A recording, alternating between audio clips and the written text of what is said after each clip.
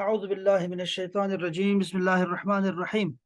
آج ہم علوم قرآن کا ایک اہم موضوع پڑھیں گے، یہ ناسخ اور منسوخ۔ اس کا بالکل اس کا ایک تعارف سا پڑھیں گے ہم، اجمالی ایک تعارف پڑھیں گے ناسخ اور منسوخ کا، ڈیپ نہیں جائیں گے۔ پھر وہ انشاءاللہ وہ آپ کی پھر پڑھائی ہوگی۔ پھر میں آپ کو وہ جو کتاب میں نے آپ کو سینڈ کی ہے الفوز الکبیر کے نام سے ہے، اس میں بھی دیکھیں آپ، اور اس کے علاوہ بھی آپ کو انشاءاللہ تعالیٰ کتابیں سینڈ کرتا رہوں گا۔ الاتقان میں بھی ہے انشاءاللہ، تفسیر ہے اس کی۔ ہم صرف مجموعی طور پہ اس کو پڑھیں گے انشاءاللہ۔ جی، ایک دفعہ آپ یہ پڑھ دو محبارہ، تو پھر میں آگے نا دوسری کتاب میں پڑھتا ہوں۔ جی سر۔ علوم القرآن، اعوذ باللہ من الشیطان الرجیم، بسم اللہ الرحمن الرحیم۔ علوم القرآن میں علم و ناسخ و منسوخ کی بحث کو خاص اہمیت حاصل ہے۔ اس علم کی روشنی میں قرآن مجید کی منسوخ اور ان کی ناسخ آیتوں کا پتہ چلتا ہے، جس سے قرآنی احکام کو سمجھنے میں بہت مدد ملتی ہے، تاکہ پہلے حکم کو منسوخ اور بعد والے حکم کو اس کا ناسخ مان کر اس پر عمل کیا جائے۔ نسخ کا مفہوم عربی زبان میں نسخ کے لغوی معنی کسی چیز کو ہٹانے، دور کرنے یا زائل کرنے کے ہیں۔ اصطلاح میں نسخ کی تعریف یہ کی گئی ہے: کسی شرعی دلیل کی بنیاد پر کسی دینی حکم کا اٹھ جانا اب باقی نہ رہنا نسخ ہے۔ رفع الحکم۔ اچھا، قرآن اور نسخ۔ قرآن مجید سے نسخ کا ثبوت ملتا ہے۔ اللہ تعالیٰ کا ارشاد ہے کہ ہم جس آیت کو منسوخ کرتے ہیں یا اسے نظر انداز کرا دیتے ہیں تو اس سے بہتر یا اس جیسی اور آیت لے آتے ہیں۔ اس سے معلوم ہوا کہ قرآن مجید میں نسخ ہو سکتا ہے۔ بعض لوگوں نے قرآن میں نسخ کا انکار کیا ہے، لیکن ان کی یہ رائے صحیح نہیں۔ نسخ کی ایک مثال، قرآن مجید میں کئی ناسخ و منسوخ آیتیں موجود ہیں۔ مثال کے طور پر ارشاد الہی ہے کہ اے ایمان والو، جب تم رسول اللہ صلی اللہ علیہ وسلم سے کوئی رازدارانہ بات کرو تو پہلے کچھ صدقہ دو، یہ تمہارے لیے بہتر اور زیادہ پاکیزہ ہے، لیکن اگر تم اس کی طاقت نہ رکھو تو اللہ بخشنے والا مہربان ہے۔ مذکورہ آیت میں یہ پہلا حکم دیا گیا، پھر یہ حکم اگلی آیت سے منسوخ ہو گیا۔ اس کی نسخ آیت یہ ہے: کیا تم اس حکم سے ڈر گئے کہ نبی نے اپنی راز کی بات کرنے سے پہلے صدقہ دینا پڑے گا نبی سے؟ اب اگر تم ایسا کرو تو اللہ نے تمہیں معاف کیا، لہٰذا تم نماز قائم کرو، زکوٰۃ دو اور اللہ اس کے رسول کی اطاعت کرو، اور تم جو کچھ کرتے ہو اللہ اس سے باخبر ہے۔ نسخ میں حکمت۔ معلوم ہے کہ قرآن مجید تھوڑا تھوڑا کر کے اتارا گیا، اس کے احکام ایک ہی دفعہ نازل نہیں ہوئے، بلکہ مختلف حالات میں مختلف احکام تدریج کے ساتھ نازل ہوئے ہیں۔ اس میں ایک حکمت یہ بھی تھی کہ انفرادی اور اجتماعی طور پر لوگوں کے برے اخلاق، ان کی بری عادات اور ان کے غلط رسم و رواج کی اصلاح پیش نظر تھی۔ ناسخ و منسوخ کا علم قرآن کے اسی تدریجی نزول کے بارے میں ہے۔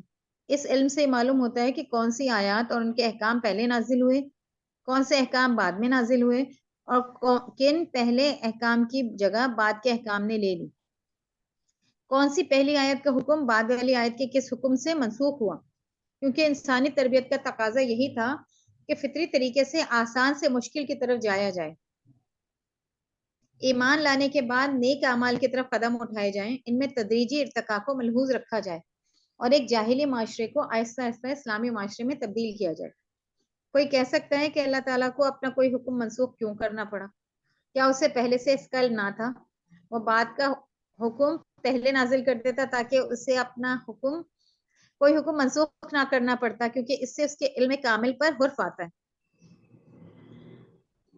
اس کا جواب یہ ہے کہ ناسخ و منسوخ کے تدریجی احکام انسانوں کی ضرورت ہیں، یہ اللہ تعالیٰ کے علم کا نقص نہیں ہے۔ انسانوں کی اصلاح اور تربیت کے لیے تدریج ضروری ہے، ورنہ انسانی عادات و اطوار کی اصلاح ناممکن ہو جائے گی۔ ویسے اللہ تعالیٰ تو قادر مطلق ہے، اس کا علم بھی ہر شے پر محیط ہے، پھر وہ اپنی مخلوق کو جو چاہے حکم دے سکتا ہے اور اپنے گزشتہ حکم کو جب چاہے بدل سکتا ہے، کوئی اس کا ہاتھ پکڑنے والا نہیں، جو چاہے گا کر گزرے گا۔ خود قرآن مجید اپنے سے پہلی الہامی کتابوں کا ناسخ ہے، اور جو لوگ قرآن مجید کے اندر نسخ کے قائل نہیں ہیں وہ بھی یہ تسلیم کرتے ہیں کہ قرآن کے نازل ہو جانے کے بعد پہلی تمام الہامی کتب منسوخ ہو چکی ہیں۔ پہلی کتابوں کے احکام کسی خاص قوم یا خاص ماحول سے متعلق تھے، اور قرآن مجید عالمگیر کتاب ہے اور سارے جہان کے لیے ہدایت ہے، اس لیے اس نے پہلی تمام کتابوں کو منسوخ کر دیا۔ منسوخ آیتوں کی تعداد، امت میں نص کے مفہوم کے اختلاف کی وجہ سے منسوخ آیتوں کی تعداد میں بھی اختلاف ہے۔ پہلے دور کے علماء نے نص کو بعض دوسرے معنوں تخصیص، تقیید اور استثناء میں لے کر منسوخ آیات کی تعداد 500 تک بڑھا دی۔ اسی طرح قرآن مجید کا کوئی حکم منسوخ ہونے سے نہ بچا۔ بعد کے علماء نے نص کو نئی اصطلاح بنا کر منسوخ آیتوں کی تعداد کم کر دی۔ سر اس کو تھوڑا اچھا، امام سیوطی نے اپنی کتاب اتقان الاتقان میں منسوخ کی تعداد 21 لکھی ہے۔ ڈاکٹر سجی صالح نے اپنی کتاب مباحث فی العلوم القرآن میں آیتوں کی تعداد 10 بیان کی ہے۔ شاہ ولی اللہ دہلوی نے اپنی کتاب فوز الکبیر میں 5 آیتوں کو منسوخ مانا ہے۔ گویا اس آخری قول سے منسوخ آیات کی تعداد ابھی مزید کم ہونے کا بھی اشارہ ملتا ہے۔ اچھا یہ ڈاکٹر صبحی ہے، صبحی، اور یہ کتاب کا نام ہے، امام سیوطی کی کتاب کا نام یاد کر لیں۔ دیکھو 2 کتابوں کے نام یاد رکھیں، ایک کا نام یاد رکھیں، امام سیوطی کی کتاب ہے الاتقان، اتقان فی علوم القرآن، الاتقان فی علوم القرآن۔ یہ کتابوں کے نام آنا بہت ضروری ہوتے ہیں، جب بھی کوئی آپ مضمون پڑھتے ہیں نا تو وہ ضروری ہوتا ہے۔ تو آپ کو علوم قرآن میں ایک کتاب کا نام بتا رہا ہوں، امام سیوطی کی کتاب ہے الاتقان فی علوم القرآن، ٹھیک ہے، ایک تو یہ ہوگا۔ دوسری ہے شاہ ولی اللہ محدث دہلوی کی کتاب، کیا ہے؟ الفوز الکبیر فی علوم التفسیر۔ تو آپ نے اس کو الفوز الکبیر یاد رکھنی ہے، الفوز الکبیر۔ اس میں منسوخ آیتوں کی تعداد کا بھی بتایا ہوا ہے، اور اس میں اور کیا ہے الفوز الکبیر میں؟ اس میں بتایا گیا ہے کہ قرآن مجید میں کون سے علوم اللہ نے بیان کیے ہیں، 5 علوم بیان کیے ہیں، وہ ہم نے پڑھے تھے، ٹھیک ہے جی۔ تو ان نے خلاصہ دیا، چھوٹی سی کتاب ہے لیکن بہت شاندار ہے، وہ میں نے آپ کو بھیجی ہوئی ہے پہلے، تو آپ ذرا وہ دیکھیں پلیز۔ اچھا جی،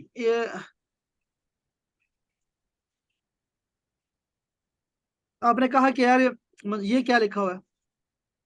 دیکھیں 500 کی تعداد بہت زیادہ نہیں ہے، 500 کی عدد بہت بڑا ہے نا۔ یہ کیوں ایسا ہوا کہ انہوں نے تخصیص، دیکھیں بھائی، مخصوص کر دینا کہ عورتیں ایسا کریں گی، مخصوص کر دیا نا، تو اس کو بھی انہوں نے نسخ میں ڈال دیا۔ تقیید کا مطلب ہوتا ہے کہ بھئی رمضان کے روزے رکھیں گے، اس کو تقیید کیا جائے، قید میں ڈال دیا، قید میں ایک مہینہ خاص کر دیا بھائی کہ اس مہینے میں تم یہ کرو گے، اس مہینے میں یہ نہیں کرو گے، اس کو قید کہتے ہیں۔ اور استثناء کا مطلب یہ ہوتا ہے کہ سارے کر سکتے ہیں لیکن یہ نہیں ہے، یہ نہیں کر سکتے، یہ کام نہیں کر سکتے، ہاں آپ کر سکتے ہو لیکن یہ نہیں کر سکتے، اس کو بھی منسوخ قرار دیا تھا۔ تو اس کا دائرہ کار، نسخ کا دائرہ کار بہت بڑا کر دیا تھا۔ اب انہوں نے پھر اتنا چھوٹا کر دیا علماء کرام نے بعد میں آ کے کہ صرف 5 آیت رہ گئی ہیں، 500 سے 5 پہ آ گئے ہیں۔ اوپر آپ نے دیکھا کہ 2 چیزیں ہم نے کی ہیں، ایک سوال ہے اور ایک اعتراض کا جواب ہے۔ سوال یہ تھا کہ یہ کیوں منسوخ آیتیں آ گئی ہیں؟ یہ تو عجیب بات نہیں ہے کہ اللہ تعالیٰ جو ہے خود خالق ہے، مالک ہے، سب کو پتہ ہے، پھر بھی ایک آیت نازل کرنے کے بعد خود ہی اس کو مٹا دیا، ختم کرا دیا، اور اس کی جگہ ایک اچھا سا کہا کہ اچھا سا میں لے کے آیا ہوں، اس سے اچھا۔ تو کیا اللہ تعالیٰ کو بھی نہیں پتا تھا کہ اچھا کون سا ہے اور کون سا کمزور ہے؟ کیا یہ سوال تو بنتا ہے۔ اللہ نے خود ہی فرمایا کہ میں اچھا لے کے آتا ہوں اس سے، یا اس جیسا لے کے آتا ہوں، تو اس کا مطلب ہے کہ اس سے اچھا تھا تو پھر کیوں دیا ہمیں؟ یہ اصل میں اللہ تعالیٰ کی نسبت سے نہیں ہے، بلکہ یہ مخلوق کی نسبت سے ایسا ہو رہا ہے۔ یہ مخلوق اس قابل نہیں ہے کہ اس کو اتنا بڑا حکم دے دیا جائے کہ وہ اس کو کر ہی نہ سکے۔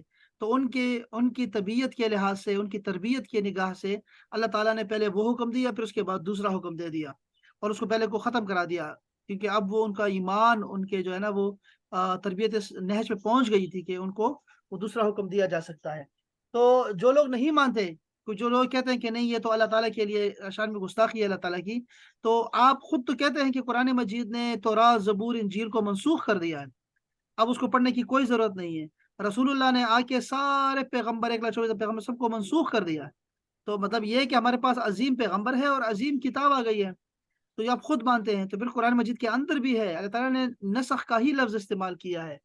تو نسخ کا ایک معنی آپ یاد رکھیں، ایک تو ہے نا منسوخ کر دینا، جیسے ہم منسوخ کہتے ہیں، کینسل کر دینا، اور دوسرا معنی نسخ کا عربی میں ہوتا ہے کاپی کرنا، کسی چیز کا کاپی کر دینا، اس کو بھی نسخ کہتے ہیں۔ ہم ذرا اس کو تو ایک دفعہ دوبارہ دوسری کتاب سے ذرا پڑھتے ہیں، یہی چیزیں ذرا تھوڑا سا ڈیٹیل سے پڑھتے ہیں، ذرا تھوڑا دیکھیں۔ ناسخ اور منسوخ، علوم قرآن میں ناسخ اور منسوخ کی بحث بہت طویل ہے، طویل، لیکن یہاں اس کے متعلق صرف بنیادی معلومات آپ کو پیش کی جا رہی ہیں۔ نسخ کی لغوی معنی، اس کو ذرا لکھو، لغوی، ماپارا لغوی، جی لغوی، سر، ہاں جی لغوی۔ سر، اور اصطلاحی تعریف، نسخ کے لغوی معنی ہے مٹا دینا، زائل کر دینا، لفظی مطلب یہ ہے۔ اور اصطلاحی تعریف کیا ہے؟ کسی حکم شرعی کو کسی شرعی دلیل سے ختم کر دینا، یعنی ایک حکم آیا ہے کہ روزہ رکھو، ٹھیک ہے، اور پھر ہم ایک اور دلیل لے کے آتے ہیں اور کہتے ہیں بھئی بیمار ہو یا پھر سفر میں ہو، اس کو روزہ نہیں رکھ سکتے، تو حکم کینسل ہو گیا نا، اس کو کہتے ہیں منسوخ کر دینا، یعنی اس کو منسوخ کہنا کہتے ہیں۔ اب ذرا آگے چلتے ہیں، نسخ کی حکمت کیا ہے؟ بعض مرتبہ اللہ تعالیٰ کسی زمانے کے حالات کے مناسب ایک شرعی حکم نازل فرما دیتا ہے، پھر کسی دوسرے زمانے میں حالات کے پیش نظر اور اس حکم کو ختم کر کے اس کی جگہ کوئی نیا حکم عطا فرما دیتا ہے۔ اس عمل کو نسخ کہتے ہیں۔ جو پرانا حکم ختم ہوا ہے نا وہ منسوخ، اور جو نیا حکم آیا ہے اس کو ناسخ کہتے ہیں۔ نسخ آیات کی بہت سی مثالیں موجود ہیں، بائبل میں بھی ملتی ہے۔ بائبل میں مثلا بائبل میں ہے کہ حضرت یعقوب کی شریعت میں 2 بہنوں کو بیک وقت نکاح میں رکھنا جائز تھا، اور خود یعقوب کی 2 بیویاں لیہ اور راہیل آپس میں بہنیں تھیں، لیکن حضرت موسیٰ کی شریعت میں اسے ناجائز قرار دے دیا گیا۔ دیکھا آپ نے؟ اسی طرح حضرت نوح کی شریعت میں ہر چلتا پھرتا جاندار حلال تھا، لیکن حضرت موسیٰ کی شریعت میں بہت سے جانور حرام کر دیے گئے۔ حضرت موسیٰ کی شریعت میں طلاق عام تھی، لیکن حضرت عیسیٰ کی شریعت میں عورت کے بدکار ہونے کے سوا اسے طلاق دینے کی کسی حالت میں اجازت نہیں تھی۔ واہ جی واہ، دیکھا آپ نے یہ ڈیورس کتنی زیادہ ہے عیسائیوں میں اس وقت۔ یاد رہے کہ احکام کا منسوخ کرنا اللہ کے ناقص علم کی وجہ سے نہیں ہے، نعوذ باللہ، بلکہ اس سے علم الہی کا کامل ہونا ثابت ہوتا ہے۔ جیسے ماہر حکیم بیماری کی کمی اور زیادتی کے لحاظ سے ایک ہی نسخہ نہیں پلاتا ہے، بلکہ مریض اور مرض کے بدلتے حالات پر بالغ نظری، پہنچی ہوئی نظر، بالغ نظری کے ساتھ غور کر کے نسخے میں اس کے مطابق تبدیلیاں کرتا رہتا ہے۔ بڑے اچھی طریقے سے سمجھایا نا۔ متقدمین اور متاخرین کا اختلاف، متقدمین کہتے ہیں پرانے کو اور متاخرین کہتے ہیں نئے کو، علماء کو۔ نسخ کے بارے میں متقدمین اور متاخرین کی اصطلاحات میں، ٹرمنالوجیز میں ہلکا سا فرق ہے۔ متقدمین کی اصطلاح میں لفظ نسخ ایک وسیع مفہوم کا حامل ہے اور اس میں بہت سی صورتیں داخل تھیں۔ مثلا عام کی تخصیص کر دینا، عام کی تخصیص، دیکھیں ایک عام ہوتا ہے ایک خاص ہوتا ہے، حکم عام دے دیا بھائی کہ جس کے 5-6 نیچے ہوں گے اس کا جو ہے وہ دوزخ میں لٹک رہے ہیں، پھر تخصیص کر دی بھائی یہ جو ہے نا ان 5 کی بات ہو رہی ہے جو تکبر اور غرور سے اٹھائے جائیں، نیچے کیے ہوں۔ مطلق کی تقیید، دیکھو اطلاق مطلقاً کہہ دیا بھائی میری کوئی بیٹی نہیں ہے، پھر قید لگا دی، ہاں وہ جو میرے گھر میں ہے اس کے علاوہ، قید لگا دی میں نے کہ جو گھر میں ہے اس کے علاوہ، اطلاق کو میں نے قید کر دیا، اس کو بھی نسخ کے مفہوم میں داخل کیا گیا تھا۔ چنانچہ اگر ایک آیت میں عام لفظ استعمال کیا گیا اور دوسری میں اسے کسی خاص صورت سے مخصوص کر دیا تو علماء متقدمین پہلی کو منسوخ اور دوسری کو ناسخ کہتے تھے، جس کا یہ مطلب نہیں ہوتا کہ پہلا حکم بالکل ختم ہو گیا، بلکہ آیت سے جو عموم سمجھ میں آ رہا تھا دوسری آیت نے اس عموم کو ختم کر دیا۔ مثلا ایک آیت ہے کہ وَلَا تَنْكِحُوا الْمُشْرِكَاتِ حَتَّى يُؤْمِنَّ، مشرک عورتوں سے نکاح نہ کرو یہاں تک کہ وہ ایمان لے آئے۔ اب دیکھا آپ نے تمام مشرک عورتیں اس میں شامل ہو گئیں۔ اس میں مشرک عورتوں کا لفظ کیا تھا؟ عام تھا۔ اب اس سے معلوم ہو رہا ہے کہ ہر قسم کی مشرکات سے نکاح حرام ہے، لیکن دوسری آیت کیا آئی؟ وَالْمُحْصَنَاتُ مِنَ الَّذِينَ أُوتُوا الْكِتَابَ، اور تمہارے لیے حلال ہے اہل کتاب میں سے باعفت عورتیں۔ اس سے معلوم ہوا کہ پہلی آیت میں مشرکات سے مراد وہ مشرکات ہیں جو اہل کتاب سے نہیں ہیں، لہٰذا اس دوسری آیت نے پہلی آیت کے عموم کو تخصیص پیدا کر دی۔ متقدمین اس کو بھی نسخ کہتے تھے اور پہلی آیت کے عموم کو منسوخ اور دوسری کو ناسخ قرار دیتے تھے۔ متاخرین کے نزدیک نسخ کا مفہوم وسیع نہیں ہے، یعنی ابھی جو علماء ہیں، یعنی ہمارے جو علماء ہیں 100-200 سال پہلے، وہ صرف اس صورت کو نسخ قرار دیتے ہیں جس میں سابقہ حکم کو بالکلیہ ختم کر دیا گیا ہو. محض عام میں تخصیص یا مطلق میں تقیید کو نسخ نہیں کہتے. چنانچہ اوپر کی مثال میں متاخرین یہ کہتے ہیں کہ اس میں نسخ نہیں ہے، کیونکہ اصل حکم مشرکات سے نکاح کی ممانعت بدستور باقی ہے. صرف دوسری آیت سے واضح ہو گیا کہ پہلی آیت کا مفہوم خاص ہے اور اس میں اہل کتاب عورتیں داخل نہیں ہیں. منسوخ آیتوں کی تعداد کیا ہے پھر بتائیں نا. اس اختلاف کی وجہ سے متقدمین کے نزدیک منسوخ آیتوں کی تعداد بہت زیادہ تھی، لیکن متاخرین کی اصطلاح کے مطابق منسوخ آیتوں کی تعداد پورے قرآن میں کل 19 ہیں. 19. پھر حضرت شاہ ولی اللہ محدث دہلوی نے فرمایا کہ یہ 19 آیتوں پر مفصل تبصرہ کرنے کے بعد یہ 19 آپ کو ملیں گی الاتقان فی علوم القرآن میں، امام سیوطی میں. اور شاہ ولی اللہ نے کیا کہا، انہوں نے تبصرہ کر کے اس کے بعد پھر کہا کہ 5 آیتوں میں نسخ ہے، باقی میں نہیں ہے. خلاصہ بات کیا ہوئی، مذکورہ بالا بحث سے ہمارا مقصد دراصل یہ بتانا ہے کہ قرآن کریم کی آیتوں میں نسخ کا وجود معاذ اللہ کوئی عیب نہیں ہے. یاد رکھیں، جس سے قرآن کریم کا کامل اور اکمل ہونے میں فرق پڑے. یہ شبہ آئے گا آپ کے سامنے جب آپ پوچھے گا آپ سے نا، آپ نے حضرت علی رضی اللہ تعالیٰ عنہ جا رہے تھے اور آپ نے کسی کو کہانی سناتے ہوئے دیکھا ممبر پہ، واقعات سنا رہا تھا واعظ کے لیے. تو آپ نے اسے کہا کہ تمہیں ناسخ پتہ ہے قرآن کا، ناسخ اور منسوخ؟ تو انہوں نے کہا کہ نہیں مجھے تو نہیں پتا ناسخ اور منسوخ کا. تو آپ نے کہا اتر جاؤ شاباش، یہ کہانی کسی اور کو سناؤ. تو یہ اگر آپ سے کوئی پوچھے کہ یہ تو ناسخ اور منسوخ تو ہے ہی نہیں قرآن میں، تو یہ تو عیب ہے اللہ تعالیٰ کے حق میں، تو آپ نے کہنا ہے نہیں یہ عیب نہیں ہے، بلکہ یہ تو اس کی اچھائی ہے اور اس کی کرم فرمائی کہ اس نے پہلے آسان حکم دیا، پھر اس نے اس کو جو ہے وہ اپنے مقام پہ رکھا جیسے تھا. اور وہ ہمارے رگ رگ سے واقف ہے، ہمارے ہر دور سے واقف ہے. اس لیے بچوں کے لیے اور حکم، جوانوں کے لیے اور، بڑوں کے لیے اور. اچھا جی، بلکہ یہ حکمت الہی کے عین مطابق ہے. جیسے حکیم مریض اور مرض کی کیفیت کے لحاظ سے نسخ علاج کے نسخوں میں تبدیلی کرتا ہے، اسی طرح اللہ تبارک و تعالیٰ نے بھی انسانوں کی حالت اور مزاج کے لحاظ سے احکام تبدیل کرتا رہا ہے. بس یہ میرے خیال میں اتنا ہی جو ہے نا ہم پڑھ لیتے ہیں، اور اس میں مزید جو ہے نا اگر کو پڑھنا ہونا تو وہ پھر آپ نے اتقان پڑھنا ہے، اور اس میں سے آپ کو وہ آیات مل جائیں گی اور آپ کو اس سے فائدہ بھی ہوگا. ایک یہ کتاب بھی اچھی ہے، اس میں بھی آپ کو جو ہے یہ نسخ آیات کی جو ہے نا چیزیں مل جائیں گی، آپ کو تفصیل مل جائے گی. اس میں تھوڑا سا بہت ہے، زیادہ تو نہیں ہے لیکن تھوڑا بہت آپ کو مل جائے گا.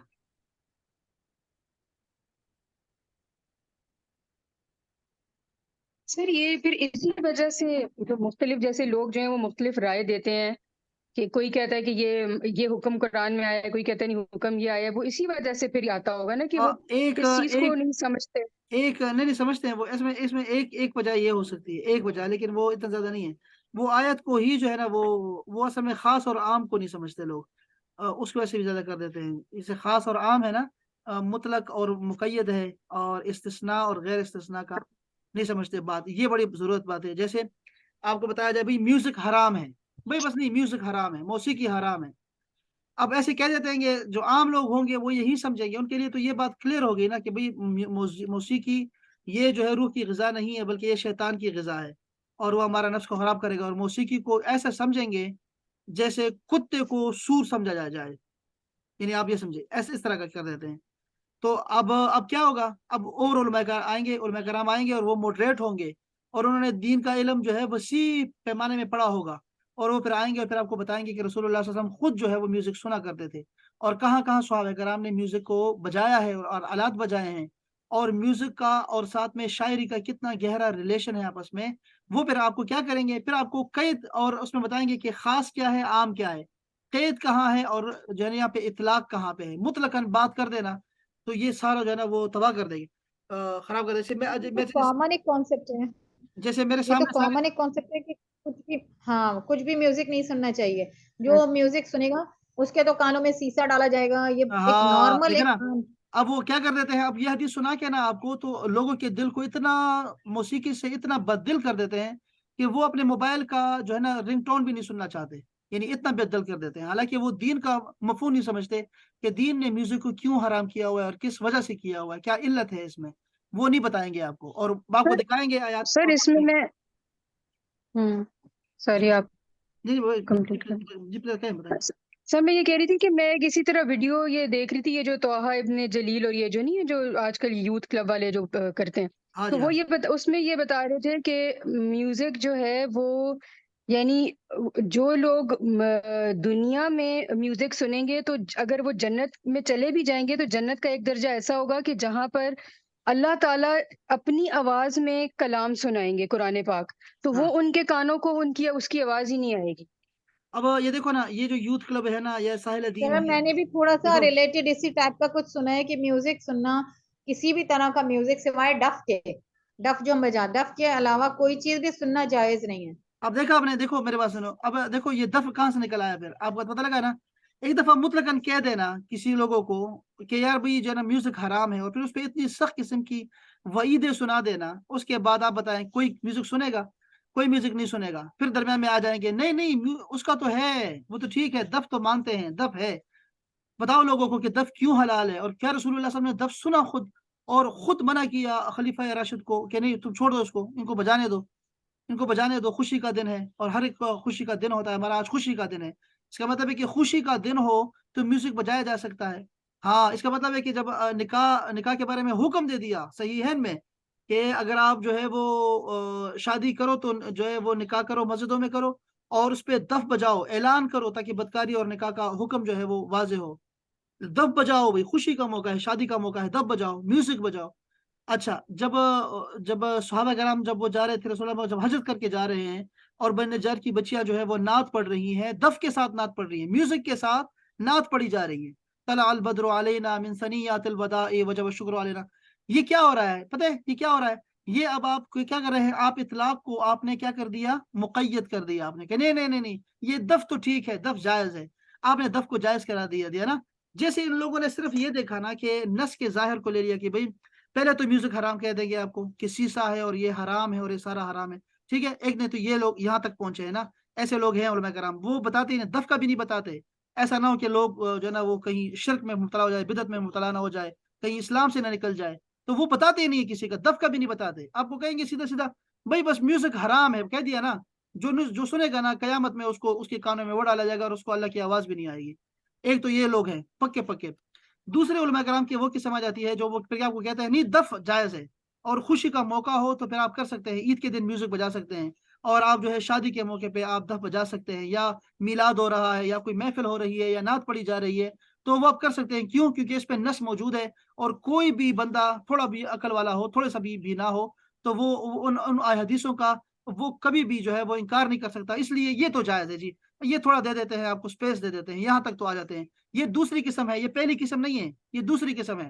اور پھر تیسری قسم آتی ہے اولیاء اللہ کی اور بڑے لوگوں کی اور بڑے علماء کی، اور جو اسلام کا صحیح اور خوبصورت چہرہ لوگوں کو دکھاتے ہیں، اور پھر وہ بتاتے ہیں آپ کو کہ کیوں اس میں فرق کیا ہے، یہ باقی میوزک میں کیا فرق ہے اور اس میوزک میں کیا فرق ہے، اور پھر آپ کو بتاتے ہیں کہ میوزک جس سے آپ کے اندر ہیجان پیدا ہو، اور آپ کے اندر جو ہے وہ شہوانی اور حیوانی آپ کی جو ہے نا کیفیات پیدا ہوں، وہ سارا کا سارا حرام ہے، چاہے آپ اس کے اوپر اللہ کا نام بھی لے رہے ہوں۔ تبھی قوالی سننا بھی، ایسی قوالی سننا جس میں لڑکیاں ہوں ساتھ میں، یا پھر بے ریش یعنی بغیر داڑھی کے لڑکے ہوں، وہ ناپسند کرتے ہیں، چاہے وہ خواجہ اجمیری کیوں نہ ہو، یہ اجمیر شریف کے جن کی قوالی چلی آ رہی ہے، جن کی ہے ہی قوالی ان سے منسوب، تو وہ بھی آپ کو منع کریں گے کہ بھئی نہیں، یہ نہیں سن سکتے آپ، چاہے اللہ کا نام ہی کیوں نہ لے رہے ہوں، لیکن تمہارے اس کے اندر کیا ہے، جانے کیفیت تاری ہو رہی ہے، نہ قوالی کا اور گانے کا پتہ نہیں لگ رہا کہ تعریف کس کی ہو رہی ہے، تو پھر آپ کو منع کریں گے آپ کو، اور آپ کو کہیں گے کہ جس سے آپ کے ہیجانی کیفیت پیدا نہیں ہو رہی، تو وہ آپ میوزک بجا سکتے ہیں، آپ سن سکتے ہیں، اور اس میں کوئی کسی قسم کا بھی جو ہے نا کوئی گناہ نہیں ہے اس میں۔ اور پھر آپ کو وہ مثالیں، یہ مثال دیتے ہیں، پھر آپ کو بتاتے ہیں کہ دف کیوں بجایا گیا، اس کی جگہ پہ آپ کو جو ہے یہ وائلن کیوں نہیں بجایا گیا، اس کے علاوہ جو ہے یہ باقی جو پمپینو ہے وہ کیوں نہیں، یہ بینو ہے، بمبو ہے، یہ کیوں نہیں بجائے گئے۔ پھر آپ کو بتاتے ہیں کہ وہ تھے ہی نہیں ان کے پاس، وہ اگر ہوتے اور وہ چیزیں ہوتی، میسر ہوتی، ان کے پاس تو کھانے کی چیزیں بھی نہیں تھی جو آپ کھا رہے ہیں آج، جو آپ چاول کھا رہے ہیں، جو آج آپ برگرز کھا رہے ہیں، جو آپ بوتلیں پی رہے ہیں، ان کے پاس تو وہ بھی نہیں تھا کچھ بھی، ان کے پاس وہ چیزیں ہی نہیں تھی جو آپ کے پاس موجود ہے۔ آپ کے پاس موٹر سائیکل ہے، گاڑی ہے آپ کے پاس، ان کے پاس تو گدھے تھے، اونٹ تھے ان کے پاس، اب کیا کرو گے، اونٹ اور گدھے رکھو گے گھر میں؟ تو یہ سارے کے پھر وہ علماء کرام آپ کو صحیح شکل دکھاتے ہیں اسلام کی، اور آپ کو سمجھاتے ہیں کہ آپ کا جو قومی ترانہ ہوتا ہے، آپ کے ملی نغمے ہوتے ہیں، جہادی ترانے ہوتے ہیں، آپ کی نظمیں ہوتی ہیں، آپ کی لوریاں ہوتی ہیں، بچوں کے जो है ना वो नज़में होती हैं, स्कूल के पोएम याद करवाते हैं आप, ये सब जायज़ है। ये सब जायज़ है कि इससे आपको कोई हैजानी और वहशियाना कैफ़ियत पैदा ही नहीं होती आपकी। ये वो सही लोग हैं जो कि आपको सही शक्ल दिखाते हैं इस्लाम की और आपको बताते रहते हैं। और ये आपको ये चीज़ों से निकालते हैं जो उन्होंने किया हुआ है। देखा आपने ना कि ये बड़े लोग हैं, ये कोई छोटे लोग नहीं है, शाह वलीउल्लाह मुहद्दिस देहलवी, कि वो आपको क्या बता रहे हैं कि भई ये कुरान मजीद को समझने के लिए आपको थोड़ा-सा डीप जाना होता है और फिर उसूल ही चेंज कर दिए। और आज आपकी सारी किताब 50 किताबें निकालेंगे ना अरबी की, तो आपको यही बताया जाएगा, जो आज शाह वलीउल्लाह बता रहे हैं आपको। अजीब बात ये हो गई है कि आपको मॉडरेट करके बताया जाता है चीज़ों को और आपको वक़्त के लिहाज़ के मुताबिक आपको चीज़ें चेंज करके उलूम आपको पढ़ाए जाते हैं। ये तो मैंने म्यूज़िक का वैसे एक हवाला दिया आपको, समझाया सिर्फ़ कि जो इख्तिलाफ़ आता है, ये इख्तिलाफ़ है। देखो 3 तरह का मैंने आपको इख्तिलाफ़ बताया आपको, ये चीज़ें 3 तरह की चीज़ें बताई हैं। आज कौन-सा बंदा है जो म्यूज़िक से बच सकता है? और म्यूज़िक अगर सारा हराम है तो ये जो डोर बेल होती है, आपके जो घंटियाँ होती हैं और बहुत सारी और फिर मिसालें कितनी शानदार हमारे पास हैं इसकी कि ज़बूर जो नाज़िल हुई है वो गीतों में और रागों में नाज़िल हुई है और वो सारे गीत थे अल्लाह ताला के और वो कैसे वो पढ़ते थे कि सारी चीज़ें उनके साथ महव हो जाती थी, सारी की सारी। अच्छा उसको छोड़ दें, जो वही नाज़िल हुई है, वो जरस की आवाज़ थी, जरस की, सलसलतुल जरस, वो घंटियाँ बजती थी, म्यूज़िक था वो और वो रसूलुल्लाह पे बहुत सख्त गुज़रता था। आज भी यही हालत है कव्वाली में, जब आप कव्वाली सुनते हैं, आप बर्दाश्त ही नहीं कर पाते। बहुत सख्त जिगर चाहिए इसके लिए, सही कव्वाली सुनने के लिए और कोई म्यूज़िक। वो बड़े-बड़े लोग थे जब वो लोहार जो है वो लोहा कूटते थे, उस आवाज़ पे भी रक़्स शुरू कर देते थे। वो बर्दाश्त ही नहीं कर पाते थे खुद को। तो शाह हज़रत अहमद बिन हम्बल से पूछा गया कि इन लोगों का क्या करें जो वजद में आ जाते हैं अल्लाह का नाम सुनते ही। आपने फरमाया छोड़ दो इनको अल्लाह पे, ये अल्लाह के हाल में मस्त हो जाते हैं, इनको छोड़ दो ऐसे ही। तो ये सहाबा कराम भी करते थे, फिर वो जो आए थे, वो जो हबशा से आए थे और वो रक़्स कर रहे थे। रक़्स के अल्फाज़ हैं बाकायदा से हदीस में। वो रक़्स करते थे, बाकायदा से रक़्स करते थे। अब आपको कहा जाए भी नाच गाना बंद है, नाच भी और गाना भी बंद है। वो हराम है नाच गाना। अब नाच का कह दे कि डांस का नाम लेके सब मुसलमानों को कह दिया जाएगा भई कि डांस हराम है इस्लाम में। अब आके खुद देखिए रसूलुल्लाह खुद अपनी अज़वाज को दिखा रही हैं बाकायदा से। वो खुद दिखा रहे हैं कि नाच देखो, उनका रक़्स देखो और वो रक़्स कर रहे थे बाकायदा से। हबशा से लोग आए हुए थे और अपने तलवारों के साथ वो रक़्स कर रहे थे और मस्जिद नबवी में अंदाज़ा ये करें। और फिर क्या हो रहा है कि आपने पूछा कि क्या पढ़ रहे हैं? तो वो नाते पढ़ रहे थे, वो कह रहे थे मोहम्मद अब्दुल सालेह, ये मोहम्मद जो हैं वो अल्लाह के नेक बंदे हैं। नाते पढ़ रहे थे साथ में और वो रक़्स कर रहे थे साथ में और ये अल्फाज़ हैं बाकायदा से यंज़िफ़ून के। तो ये ख़ैर बहरहाल मैं ये बताना चाह रहा हूँ कि ये फ़र्क कहाँ आता है, जो इख्तिलाफ़ आता है ना और बहुत सारी चीज़ें। अच्छा इख्तिलाफ़ को कैसे देखेंगे? मैंने एक इल्म रखा हुआ है इसमें कि आदाबुल इख्तिलाफ़ क्या होता है? कि दूसरे की राय का एहतराम करना, ये हमारे यहाँ नहीं है। सबसे बड़ी खराबी जो इस वक़्त आ गई है ना, इस वक़्त, वो आ गई है कि दूसरे की राय का एहतराम तबाह बर्बाद हो गया है, सिरे से ख़त्म हो गया है। यानी पहले ऐसे होता था कि वो आपको बताया करते थे कि ये है इख्तिलाफ़ और ये है इसका जो है ना असल ये हुक्म है और हमारी नज़र में ये है और ये ऐसा हो रहा है। बाकायदा से ये मज़ाहिब बन गई, देखें साइड-साइड पे, ये 4 मज़ाहिब क्यों होती है अगर इख्तिलाफ़ का वो अदब है, उसका राय का एहतराम ना करते। ये सारी पार्टियाँ बन गई, सियासी पार्टियाँ बनी हुई, एहतराम होना चाहिए। दूसरे का राय का एहतराम होना चाहिए। आज तो कोई भी दूसरी अगर थोड़ी-सी भी मुख्तलिफ राय देता है ना, उसको काफ़िर और मुश्रिक और बिदअती और खारिजी उसका टाइटल लगा दिया जाता है। ये इंतहाई खतरनाक हो गया है। यानी इख्तिलाफ से ज़्यादा चीज़ ये खतरनाक आ गई है कि आप दूसरों पे ना दूसरों को निकालते हैं, इस्लाम से निकाल देते हैं। पहले ऐसे नहीं होता था, निकालते नहीं थे पहले। तो अब ये कोई भी थोड़ी-सी कोई कोई नात सुने, कोई कव्वाली सुने, कोई म्यूज़िक सुने, कोई कोई ग़ज़ल आ गई, कोई सुन ले, बस वो इस्लाम से ख़ारिज है भई। जिसने तुमने म्यूज़िक क्यों सुना? किसी ने कुत्ता रख लिया, ये कुत्ते का भी ये हाल है। कुत्ते का भी ऐसे कर दिया है कि सूर कर दिया उसको, उसको नहीं बताया कि कुरान मजीद में कुत्ते के क्या अहकामात हैं। इसी तरह शायरी का भी ये हाल कर दिया ज़ालिमों ने। इसी तरह तस्वीर का भी शक्ल जी चेंज सर, कर शक्ल तस्वीर की का भी। तो उसकी तस्वीर ये सब क्या ऐसी कैसी चीज़ें हैं कि ये ऐसी चीज़ें हैं कि जिससे इस्लाम का चेहरा जो है ना वो दूसरों की नज़र में इस्लाम काबिल अमल नहीं रहता। इस्लाम काबिल अमल नहीं रहेगा। तो ये जो लोग ये जो यूथ क्लब वाले हैं, साहिल अदीम जैसे लोग हैं ना, ये सारे ये तो कैटेगरी में आते ही नहीं है सिरे से। ये तो बस वो सोशल मीडिया की पैदावार है और इन लोगों ने जो है वो तबाह कर दिया हुआ है इस सारे सिस्टम को। लोगों के अकीदों को भी खराब कर रहे हैं। सिर्फ ऐसा नहीं है कि सिर्फ इस्लामी अहकाम चेंज कर रहे हैं, बल्कि ये अकीदे भी खराब कर रहे हैं लोगों के। ये ठीक लोग नहीं है बिल्कुल भी। बिल्कुल भी किसी भी हवाले से नहीं। चाहे ये कितने कोट पैंट पहन लेना, चाहे नेकर पहन के आ जाए ना, इनके अंदर जो है ना वो सबको पता है कि वो लोग कौन हैं। तो वो अच्छे लोग नहीं हैं, उनको कभी ना सुना करें। अच्छे लोगों को सुना करें, जो आपको अच्छी चीज़ें बताया करें। ये देखें ये जो नुमान अली खान है ना, اگرچہ وہ ہمارے طبقے سے بالکل نہیں بنتے، وہ ہے بھی وہ دوسرے وہابیوں کے اس میں آتے ہیں، اس میں آتے ہیں، لسٹ میں آتے ہیں، لیکن وہ ایسے نہیں ہیں، وہ بڑے ماڈریٹ ہیں، آپ کو بہت اچھے طریقے سے پڑھاتے ہیں، ان کی ٹیچنگ کا طریقہ انتہائی زبردست ہے، اور وہ اچھے لوگ ہیں، وہ بڑے لوگ ہیں، اب وہ عالم ہے، باقاعدہ سے کتابوں کا جاننے والا ہے، وہ صحیح عالم ہے۔ یہ لوگ نہیں ہے، یہ جو بیٹھے ہوتے ہیں یہاں پر، یہ سارے دین تو اس میں کسی میں نہیں آتا نا، یہ تو بیچارہ کسی اور طرف نکل گیا ہے، یہ تو بالکل کسی لسٹ میں نہیں آتا۔ لیکن یہ سر جو تصویر یوتھ کی اس کلب پہ بھی والے ہیں، تھوڑا سا انجینئر بتائیے گا، مرزا ہے جی۔ کیونکہ تصویر کی اس میں، کیونکہ اس پہ بہت اسٹرکٹ لوگ بات کرتے ہیں کہ کچھ بھی پینٹنگ کر لی یا اسکیچنگ کر لی، نہیں یہ حرام ہے، تمہیں اس میں جان ڈالنی پڑے گی۔ یہ دیکھو نا، یہ وہی، یہ دیکھو مہپارا، اس طرح کے یہ ایک دو مسئلے نہیں ہیں، یہ میں نے آپ کو گنوائے ہیں نا، 3 4 5 نکالے گنوائے ہیں آپ کو، یہ بہت سارے اختلاف، بہت سارے مسائل ہیں، اور ایسے ہی مسائل ہیں جیسے میں نے آپ کو یہ میوزک کا بتایا کہ یہ کیسے علماء کرام نے کیسے، داڑھی کا بھی یہی مسئلہ ہے، داڑھی کو ایسے کر دیا ہے نا کہ نہ پوچھیں یار، لوگ ہنس رہے ہیں یہاں پہ، سکھ بھی ہنس رہے ہیں یہاں پہ کہ یہ ہے کیا، یہ کیسے مسلمان آ گئے ہیں ہمارے، یہ مسلمان پوری دنیا میں کسی نے نہیں دیکھے تھے، یہ جو اب پیدا ہوئے اس کیوں صدی سر؟ میں پیدا ہوئے، کیوں تو سر؟ سر لیکن پھر جو ہمارے جیسے لوگ ہیں نا، جن کا نالج کم ہے، جیسے ابھی ہم چلے، ہاں ہم تو پھر یہ لکی ہیں سوشل کہ ہمیں آپ مل گئے، انم یہ مل گئے، سوشل لیکن سر ہم جیسے لوگ تو بہت کنفیوز ہو گئے ہیں، بہت اصل میں کیا کیونکہ ہوتا ہے، ہمیں دیکھو سمجھ ہی نہیں آتا۔ آپ کو، دیکھو نا، اب سر آپ کے لیے ان کو راستہ ہے، سنتے ہیں۔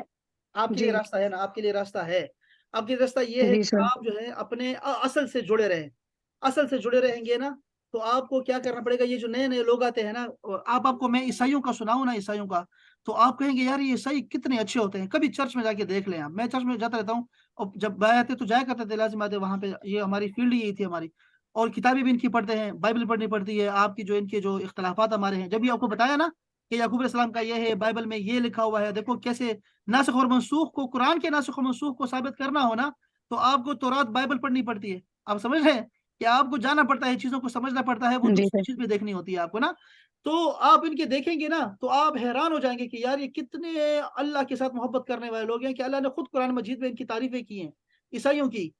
تو اگر آپ ایسے سوشل میڈیا پہ چھوڑ دیں گے نا کہ میں نے جو سنا تو وہ ٹھیک ہے، تو لوگ ایتھیسٹ بن رہے ہیں۔